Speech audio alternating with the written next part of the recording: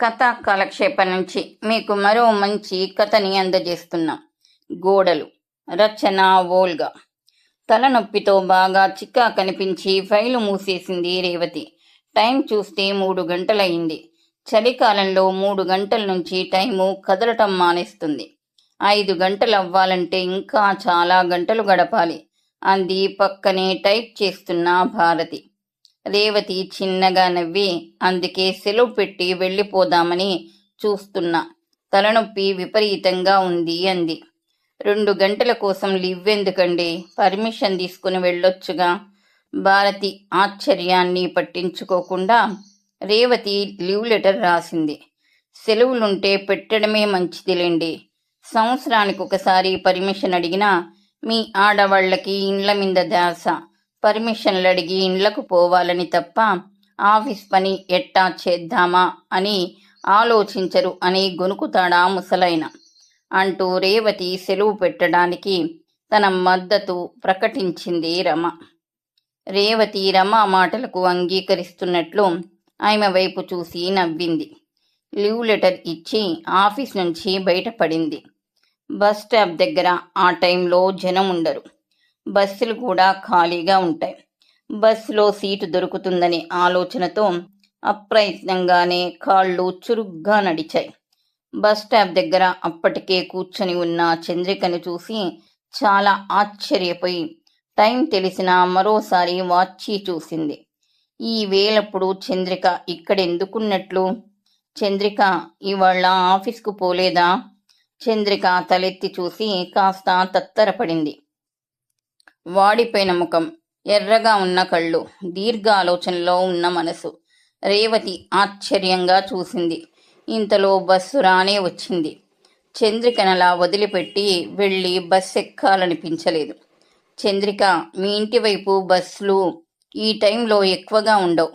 మా ఇంటికొచ్చి కాసేపు కూర్చొని వెళ్ళకూడదు? చంద్రిక ఏమీ చెప్పలేనట్లు బేలగా చూసింది. పర్వాలేదులే, సాయంత్రం వరకు ఉండి వెళ్దువు గాని. చంద్రిక చెయ్యి పట్టుకొని హడావుడిగా బస్ దగ్గరకు నడిచింది. బస్సు ఇంకా ఖాళీగా ఉంది. ఇద్దరు కూర్చున్నాక బస్సు కదిలిన తర్వాత పరీక్షగా చంద్రిక వంక చూసింది. చంద్రిక మాట్లాడకుండా రాననకుండా చెయ్యి లాక్కోకుండా బస్సు ఎక్కిన తీరు రేవతికి ఆశ్చర్యంగానే ఉంది. ఒంట్లో బాగాలేదా? రేవతి ప్రశ్నకు బాగానే ఉందని సమాధానం చెప్పి కిటికీలోంచి బయటికి చూస్తూ కూర్చుంది చంద్రిక. రేవతి ఇంకేం ప్రశ్నలు అడగకుండా మౌనంగా కూర్చుంటే బాగుండునన్నట్లు ఉంది ఆమె ధోరణి. ఏమై ఉంటుంది? ఎందుకంత దిగులుగా ఉంది? రవితో గొడవ పడిందా? ఇద్దరూ పోట్లాడుకోలేదు కదా. అసలు తన దగ్గరకు రావాలనే బయలుదేరిందా? తను పిలవకపోయినా తన దగ్గరకు వచ్చేలా. రేవతికి పెద్ద పజిల్ తన ఎదుట ఉన్నట్లనిపించింది. చంద్రిక తన దగ్గరికని బయలుదేరి రావటం మామూలు పరిస్థితుల్లో బొత్తిగా జరిగే పని కాదు. రవిని పెళ్లి చేసుకోవటానికి వేరు కాపురం షరతుగా పెట్టిన చంద్రిక రేవతికి ఎప్పుడూ దూరంగానే ఉంది. రేవతిని దగ్గరకు రానివ్వలేదు. పెళ్లైన 2వ నెలలోనే వేరుగా ఇండ్లు చూసుకున్నారు. మొదటి నెలలో కూడా పట్టుమని 10 రోజులు కూడా అత్తగారింట్లో ఉండలేదు. పుట్టింటికి స్నేహితుల ఇండ్లకు హనీమూన్ తిరగడంతోనే సరిపోయింది. వేరు కాపురం పెట్టాక రేవతిని తన ఇంటి విషయాల్లో జోక్యం చేసుకునే అవకాశం ఏమాత్రం ఇవ్వలేదు. ఏ సందర్భంలోనూ రేవతి సహాయం అడగలేదు. ఉద్యోగం చేసుకుంటూ ఇంటి పని చూసుకోవటం అవస్థగానే ఉన్నా అత్తగారిని మటుకు దగ్గరకు రానివ్వలేదు. రేవతి బంధువులు స్నేహితులు విడ్డూరంగా చెప్పుకున్నారు. ఒకరిద్దరు ఆగలేక రేవతిని అడిగేశారు. ఉన్నది ఒక్క కొడుకు. ఆ కొడుకు ఊళ్ళో ఉంటూ నువ్వు వేరుగా ఉండటం ఏమిటి? పోనీ 1 ఏడో 2 ఏళ్ళో కలిసి ఉండి మాకు పడటం లేదమ్మా, ఎవరి దారిన వాళ్ళు ఉండదలుచుకున్నాం అంటే ఆ దారి వేరు. పెళ్ళవటం అవటమే, వేరుపడటం ఏం పద్ధతి? రవిని 4 చివాట్లేసి బుద్ధి చెప్పమంటావా అని కొద్ది రోజులు రేవతిని సతాయించారు. రేవతి వాళ్ల ఉత్సాహం మీద నీళ్లు చల్లింది గాని రవిని చంద్రికను పళ్ళెత్తు మాట వాళ్ల దగ్గర అనలేదు. రెండేండ్లకు పోట్లాడుకుని విడిపోవటం కంటే ముందే వేరుగా ఉండటం నయంలే. ఒకరి మీద ఒకరికి ద్వేషం లేకుండా ఉంటుంది అని రవిని సమర్థిస్తూ మాట్లాడేది. 4 ఏండ్లుగా అలాగే సాగిపోతుంది. 4 ఏండ్లలో చంద్రికకు రేవతికి మధ్య దూరం పెరగనూ లేదు, తగ్గనూ లేదు. రేవతి ఆదివారాలు ఎప్పుడన్నా సాయంత్రాలు వాళ్ళ దగ్గరకు వెళితే వాళ్ళు ఎప్పుడన్నా రేవతి దగ్గరకు వచ్చేవాళ్ళు. చంద్రిక పురిటికి వెళ్ళినా నెల రోజులు తప్ప రవి కూడా ఎన్నడూ వచ్చి తల్లి దగ్గర ఉన్నది లేదు. పిల్లాణ్ణి కూడా ఎలాగో తంటాలు పడి పెంచుతుంది గాని రేవతి సహాయం కావాలని అడగలేదు.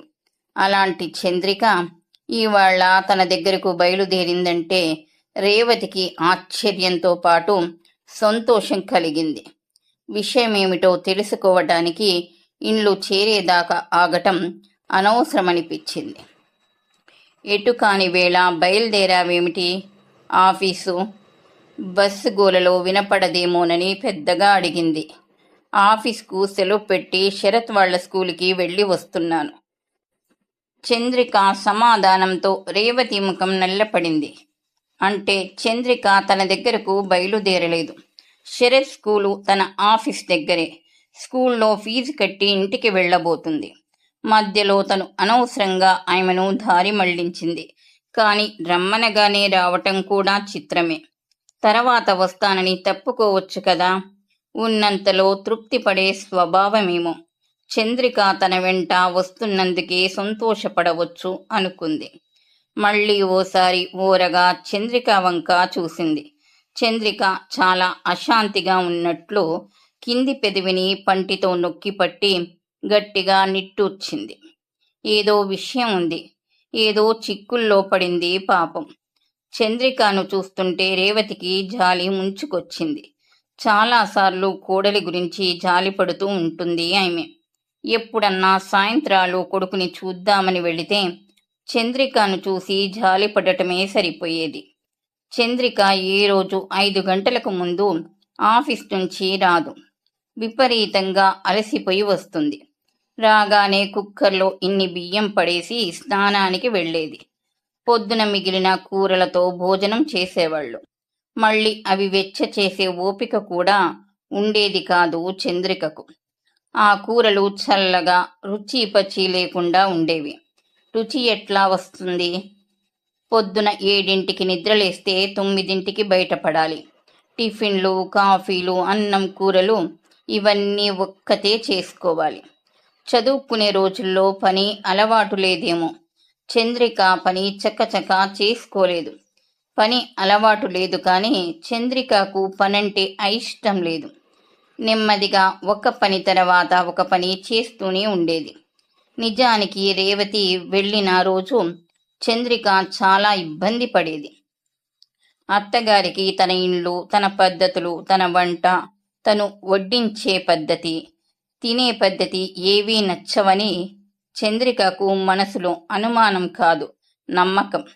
అత్తగారు వెళ్ళిపోయే వరకు ముళ్ళ మీద ఉన్నట్లు ఉండేది. చంద్రిక అట్లా ఇబ్బంది పడటం ఎందుకో రేవతికి అర్థమయ్యేది కాదు. ఆమె చంద్రికనెప్పుడు ఒక్క మాట అనలేదు. ఆమె నుంచి మర్యాదలు కోరుకోలేదు.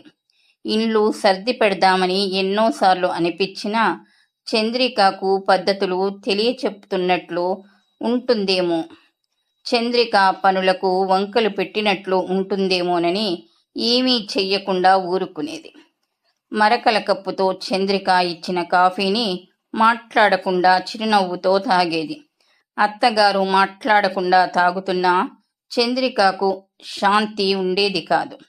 కాఫీ తాగి ఆ మరకల్ని పొయ్యేలా కప్పు కడిగి బోర్లిస్తున్న అత్తగారిని అశాంతిగా చూసేది.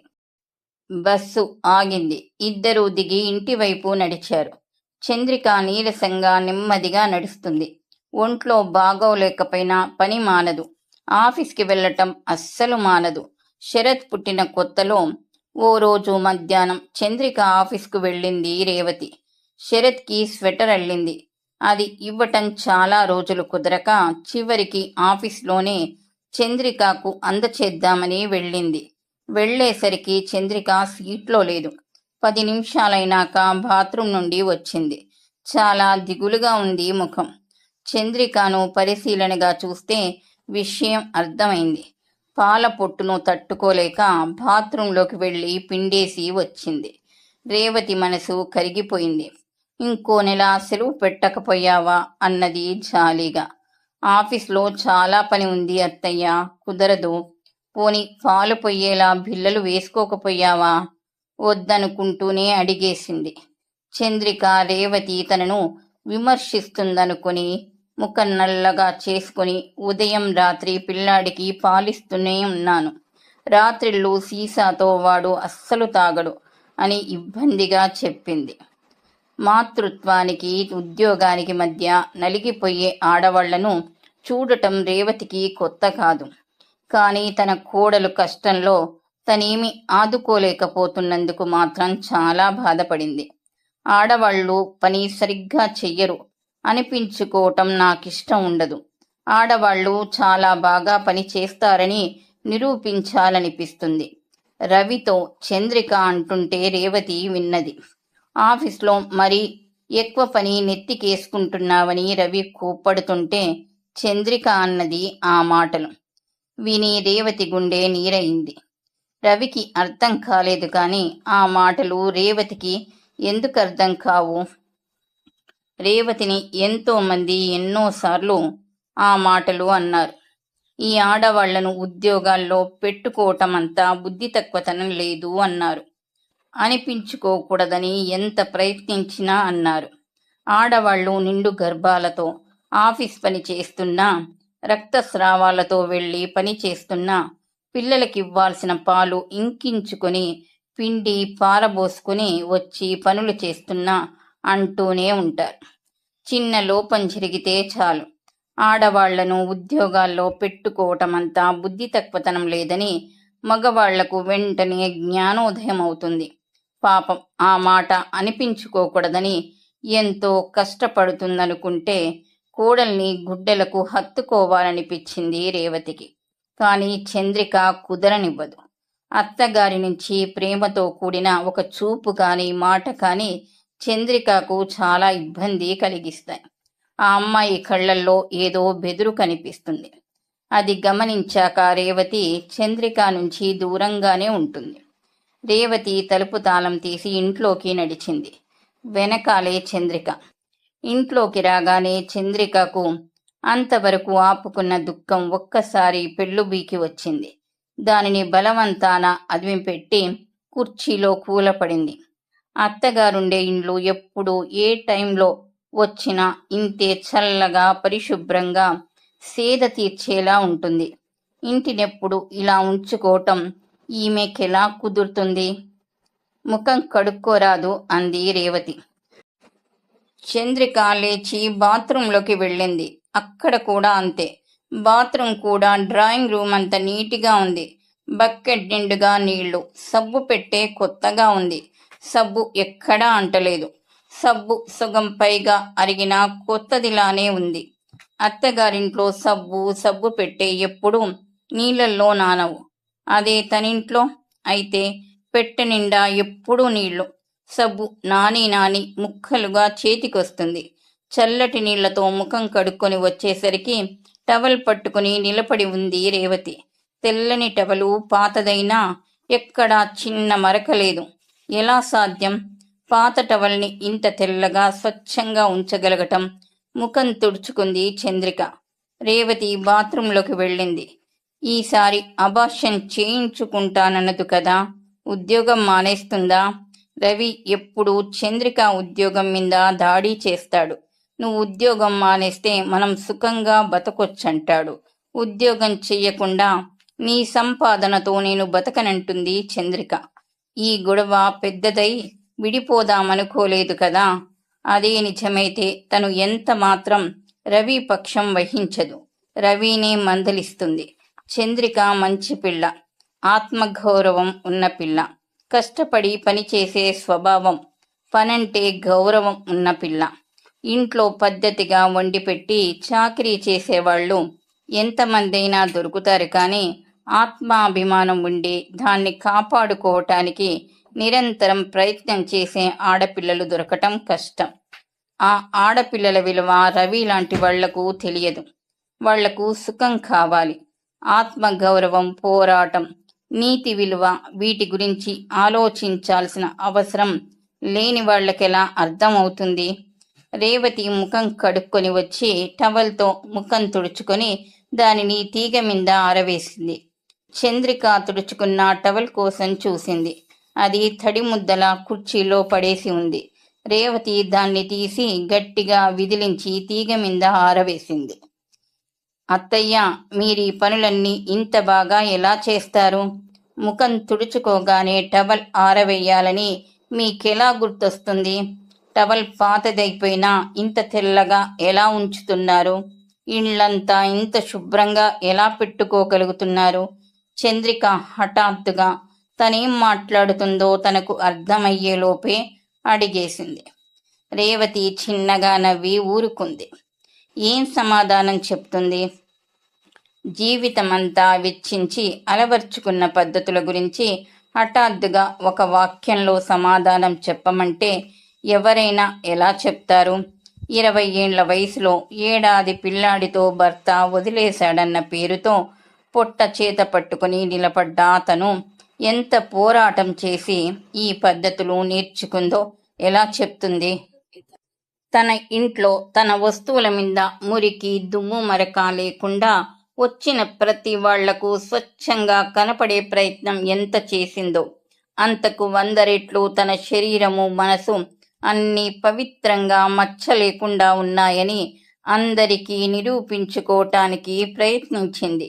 ఇండ్లు, ఒళ్ళు అంతా స్వచ్ఛమైన తెలుపు. కాని ఈ శుభ్రత అంటే, ఈ స్వచ్ఛత అంటే ఒక్కోసారి తనకెంత అసహ్యం వేస్తుందో ఎవరికీ తెలియదు. ఇళ్లంతా దుమ్ముతో, ధూళితో, మట్టితో నింపాలనిపిస్తుంది. తన ఒంటి నిండా మట్టి, బురద రాసుకుని విరగబడి నవ్వాలనిపిస్తుంది. నేను పవిత్రంగా ఉండను, మీరేం చేస్తారు? అసలు నేనెలా ఉంటే మీకేం? ఒక్క పూట ఒక్క ముద్ద నాకు గాని నా పిల్లాడికి గాని పెడతారా అని లోకాన్ని ప్రశ్నించాలనిపిస్తుంది. కాని ఏమీ చెయ్యలేదు. ఆ ఉన్మాదాన్ని తన మెదుళ్లోనే మాడిపోనిచ్చి తను పవిత్రంగా, పరిశుభ్రంగా ఉంది. అలా ఉండటానికి శరీరంతో, మనసుతో ఎడతెగని యుద్ధం చేసింది. వాటిని చిత్రహింసకు గురి చేసింది. వాటి ఆక్రోశాన్ని నిర్దాక్షిణ్యంగా హత్య చేసింది. అదంతా ఇప్పుడు చంద్రికకు ఎలా అర్థమవుతుంది? తనను దగ్గరికే రానివ్వని ఈ పిచ్చి పిల్లకు తను అదంతా ఎట్లా చెప్పగలుగుతుంది? కాని ఒక్కసారి చెప్పనిస్తే బాగుండు. చంద్రిక తనను అర్థం చేసుకోగలదనే నమ్మకం రేవతికి ఉంది. రేవతి అప్పటికప్పుడు తన హృదయాన్ని విప్పి ఆ పిల్ల ముందు ఉంచుదామన్నంత ఆవేశంతో చంద్రిక వంక చూసింది. చంద్రిక కళ్ళల్లో సన్నటి నీటి పొర. ఎందుకు? ఏం కష్టం వచ్చింది? ఎవరేమన్నారు? రవి తొందరపాటుతో ఏ మాట అని కష్టపెట్టాడో, కొట్టాడేమో. అదే నిజమైతే కొడుకుని చెంపలు పగలకొట్టి బుద్ధి చెప్తుంది. చంద్రిక భుజం మీద చెయ్యి వేసింది రేవతి. చంద్రిక కళ్ళల్లో నీళ్లు జారి చెంపల మీద పడుతున్నాయి. ఏమైందమ్మా? రేవతి కంగారుగా అడిగింది. శరత్ని స్కూల్లోంచి తీసేశారత్తయ్యా. వాడికి చదువు రావటం లేదు. అన్నిట్లో తప్పుతున్నాడు. విపరీతంగా అల్లరి చేస్తున్నాడు. నిన్న రాయి తీసుకుని ఒక అబ్బాయి తల మీద చిల్లు పడేలా కొట్టాడట. ఇవాళ నన్ను పిలిచి వాడిని స్కూల్లోంచి తీసేస్తామని చెప్పారు. రేవతికి విషయం అర్థమై కంగారు తగ్గింది. చంద్రిక దుఃఖం మాత్రం ఆగటం లేదు. నాకు పిల్లల్ని పెంచటం రాదా అత్తయ్యా? నాకు చేతనైనంత చేస్తూనే ఉన్నాను. వాడు మారటం లేదు. ఇంకా నాకు చేత కావటం లేదు. రవి నాకు పిల్లల్ని పెంచటం రాదని తిడుతున్నాడు. నేనేం చెయ్యను? ఏడిశాడు. వాడు చిన్నప్పుడు శరత్ కంటే ఎక్కువ అల్లరి చేశాడు. ఎంతమంది పిల్లల తలలకి చిల్లులు పెట్టాడో లెక్కలేదు. చదువు మాత్రం వచ్చేదా? ఒట్టి మొద్దు. నిజమా? దుఃఖంతో ఎర్రబడ్డ చంద్రిక కళ్ళల్లో ఆశ్చర్యం. నిజంగానే రేవతి రవి చేసిన అల్లరి, చెయ్యని అల్లరి అంతా కలగలిపి చెప్పింది. అసలు స్కూలు మంచిది కాదు. వాళ్ళు బండ కొట్టుడు కొట్టడం తప్ప పిల్లలకు చదువు అంటే ఇష్టం కలిగేలా చెప్పటం లేదు. వాడిని ఆ స్కూలు మాన్పించేద్దాం. మొన్ననే ఒక మంచి స్కూల్ గురించి పేపర్లో చదివాను. పిల్లల్ని కొట్టరట. పిల్లలు స్కూల్కి పుస్తకాలు మోసుకెళ్ళక్కర్లేదట. హోంవర్క్ ఇవ్వరట. ఆ స్కూల్లో చేర్పిద్దాం. నిజంగా ఆ స్కూలు ఉందా? అత్తగారు తనని ఓదార్చటానికి చెప్తుందా అని అనుమానం వచ్చి అడిగింది. ఉండు, చూపిస్తా. రేవతి లేచి వెళ్ళి 4 రోజుల క్రితం పేపర్ తెచ్చి ఆ స్కూల్ గురించిన వార్త చూపించింది. చంద్రిక ముఖంలో ఆందోళనంతా పోయింది. రవి మాటలు పట్టించుకోకు. వాడు మగాడు. వాడికేం తెలుసు తల్లుల బాధలు. రేవతి మాటలతో చంద్రిక ముఖం వికసించింది. ఆ అవకాశాన్ని రేవతి జారవిడుచుకోదలుచుకోలేదు. మాట్లాడింది. తమిద్దరం ఆడవాళ్లం అని చంద్రిక గుర్తించేంత వరకు మాట్లాడింది. నాకు పెళ్లికి ముందు నుంచి చెప్పాలంటే కాస్త ఆలోచించటం. తెలిసినప్పటి నుంచి అత్తగారంటే ఆ మాటంటేనే భయం. కోడళ్లను ఏడిపిస్తారు కదా అత్తలు. అత్తపోరు పడలేక కోడళ్ళు ఆత్మహత్యలు చేసుకున్నారని వినేదాన్ని. అత్తకు దూరంగా ఉండాలని ఎప్పుడో రవి పరిచయం కాకముందే అనుకున్నాను. రవి ఒక్కడే కొడుకని, మీకెవ్వరూ లేరని తెలిసాక నా భయం మరింత పెరిగింది. రవి మీద ఎప్పుడు మీకే అధికారం కావాలనుకుని, ఇప్పుడు నాకేదో అధికారం వచ్చిందనుకుని నన్ను హింస పెడతారేమోనని బాగా భయపడ్డాను. మిమ్మల్ని చూశాక నా భయం మరింతగా పెరిగింది. మీరు అన్ని విషయాల్లోనూ పర్ఫెక్ట్. నాకు ఇంటి పనులు చేతకావు, వంట రాదు. మీరు నన్ను విమర్శిస్తారని, ఎగతాళి చేస్తారని భయపడుతుండేదాన్ని. మీరింటికి వస్తే నాకు చాలా గిల్టీగా అనిపించేది. మీరెక్కడ నన్ను తప్పు పడతారోనని భయంగా ఉండేది. అందుకే మీ నుంచి దూరంగా ఉండాలని ప్రయత్నిస్తూ ఉంటాను ఎప్పుడు. చంద్రిక వంక ప్రేమగా జాలిగా చూసింది రేవతి. ఆడవాళ్ల లక్షణాలు కొన్ని, అత్త లక్షణాలు కొన్ని, కోడళ్ల లక్షణాలు కొన్ని, ఆడబిడ్డ లక్షణాలు కొన్ని. ఇన్నిటినీ ఆడదాని మీద బలవంతంగా రుద్దిన సమాజం ఆమెలోని మానవ సహజ లక్షణాలను అణిచివేస్తుందా? మనుషుల మధ్య ఉండాల్సిన సంబంధాలు ఎంత వికృతమైపోతున్నాయి. 4 ఏళ్ల పాటు ఇద్దరు మనుషుల మధ్య స్నేహం కుదరలేదంటే మానవ సంబంధాలు ఎంత పాడైపోయాయో. చంద్రిక తేలికైన మనసుతో అత్తగారి వంక మొదటిసారి స్నేహంగా ప్రేమగా చూసింది. కాటుక ముఖం నిండా అయింది. పిచ్చి పిల్లలా ఏడ్చావు, ముఖం కడుక్కురా అంది రేవతి. చంద్రిక బాత్రూంలోకి వెళ్ళి సబ్బుతో శుభ్రంగా ముఖం కడుక్కొని వచ్చింది. రేవతి ఇచ్చిన తువ్వాలతో ముఖం తుడుచుకొని దానిని వెంటనే విదిలించి ఆరేయబోయింది. పర్వాలేదులే, అక్కడే పడే, తర్వాత ఆరేసుకోవచ్చు.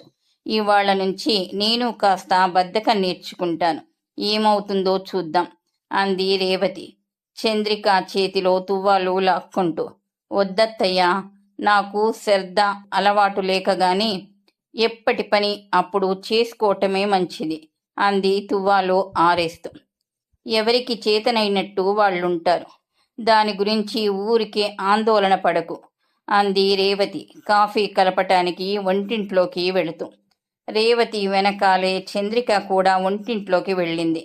అత్తగారికి చెప్పాల్సింది ఇంకా ఏదో ఉంది. అది చెప్పాలంటే ఇబ్బందిగా, మొహమాటంగా ఉంది. ఇంత స్నేహం ఇద్దరి మధ్య పెరిగాక ఆ మాట మాట్లాడకపోవటం అన్యాయమని ఒక పక్క చంద్రిక అంతరాత్మ గోల చేస్తుంది. అత్తగారు కాఫీ కలుపుతున్నంతసేపు మనసులోనే రిహార్సల్ వేసుకుంది. కాఫీ కప్పులు పట్టుకొని ఇద్దరు ముందు గదిలోకి వచ్చారు.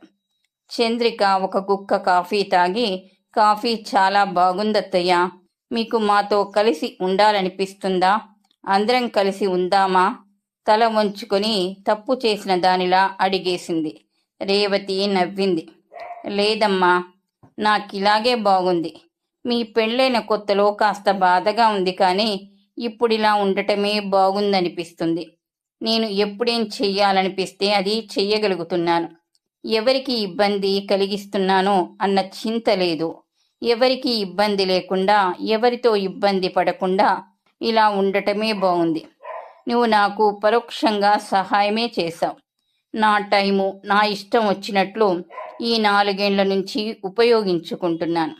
అంతకుముందు ఏదో ఒక బాధ్యత, నాకు మరీ ఓపిక లేనప్పుడు మీ దగ్గరికే వస్తానుగా. చంద్రికలో ఉన్న గిల్టీ ఫీలింగ్ తగ్గించి ఇద్దరి మధ్య బంధాన్ని మరింత గట్టి చేసే ప్రయత్నం చేసింది రేవతి.